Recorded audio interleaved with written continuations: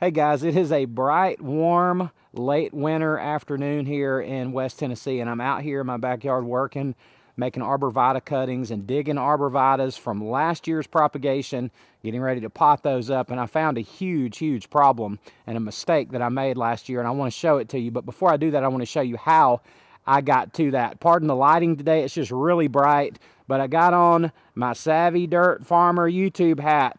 Christmas gift from one of my great viewers, maybe the greatest viewer I have. So shout out to you, you know who you are. Thanks for sending it. But I want to show you this little arborvitae problem that I have today, and do not repeat what I've done here, because it is a time killer and maybe a plant killer. We'll have to see about that.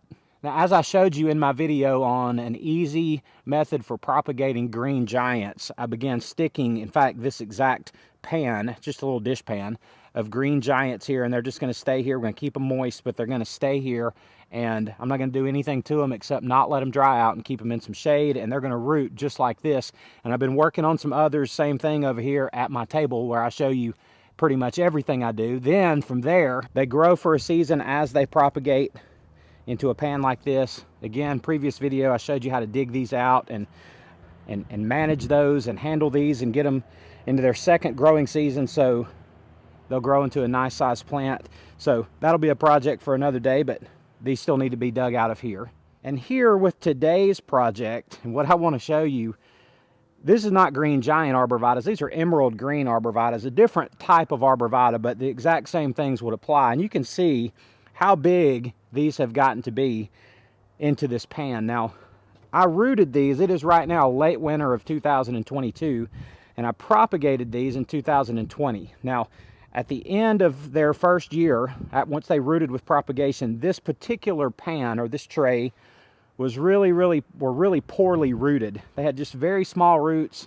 So the ones that were in really sad shape, I just replanted them in this dish pan, really just to get them out of the way, and I forgot about them.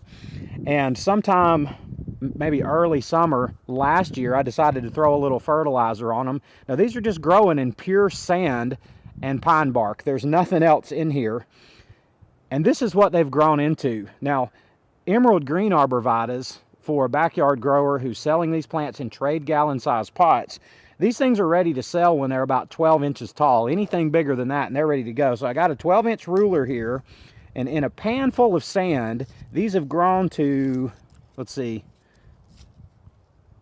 that tallest one there is right at 12 inches, but you can see, you know, they're 8, 10, 12 inches tall, and I have let these grow together in this pan. And what this is going to create when I take these out of this pan is a huge mess. So getting these out of here is pretty easy. You just loosen them up a little bit, and I'm just going to flop that out onto the table. Now, when these are rooted in their first year like they should be, like I've shown you before, you can just shake these. Each one of these, just shake them and they'll slip right out of here. But this has gotten covered in moss. Just, I don't know why, because it has. But look at the roots around this thing. This is just a giant mass of roots. Now, I imagine some of this sand, if not a lot of it, is going to shake loose from the bottom of this pile. And I'll take all of that and save it, and I can just reuse that again, propagate in that. I just pull this off the table right down into my pan on the ground there.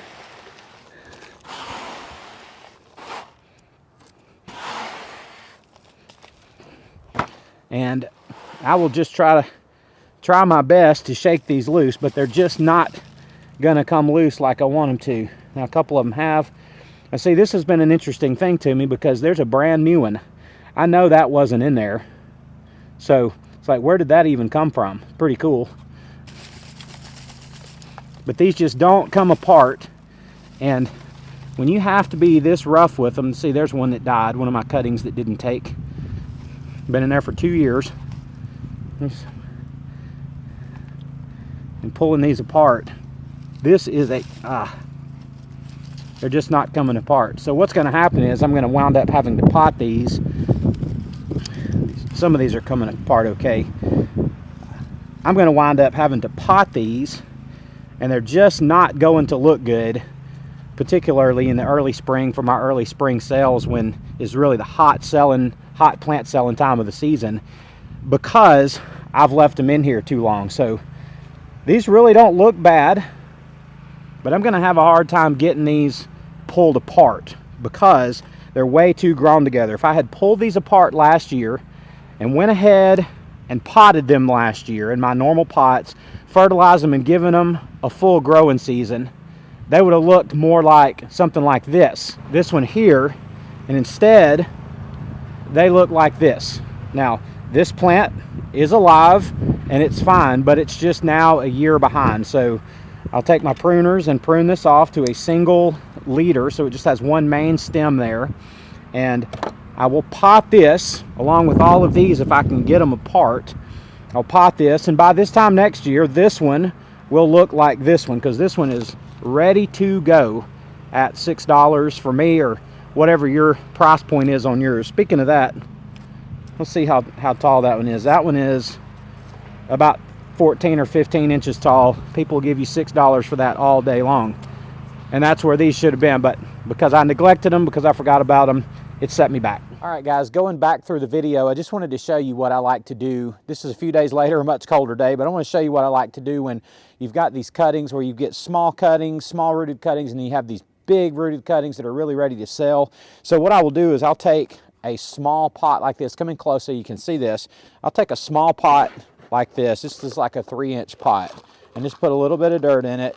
And then I've got, you know, some of these cuttings that are really small like this that just, you know, they're just a little bit behind the others, but they're fine. This will be a great plant in time, and I'll just take it and put it in one of these small pots. And the reason that I like to do it this way is just to conserve space, because that's going to take that at least one more season, maybe 2 seasons, before that's a good, viable, sell-ready plant. And, you know, if I've got 10 of these, 50 of these, or 100 of these or more, they take up a lot less space in my tight, small nursery in a small pot like that for them to just grow. And I can repot them later into a bigger pot. Or you take one like this that's much bigger, that will be sell-ready much faster, and I'll take those and just pot them into my normal size trade gallon pots, just like I do pretty much everything. And this guy, it'll need to flush out a little bit in the spring and just kind of thicken up, put on a few inches of height, and that thing will be ready to go in no time flat. So that's kind of the difference in what I would do with these different size cuttings. You know, I made a mistake and left them in too long. It produces different sizes, and as a result, I mean, that's kind of what you get. This one's kind of pathetic, but it will be fine. This one looks great, but that's just one way to do it, to conserve your space and try to be as efficient with your space as possible.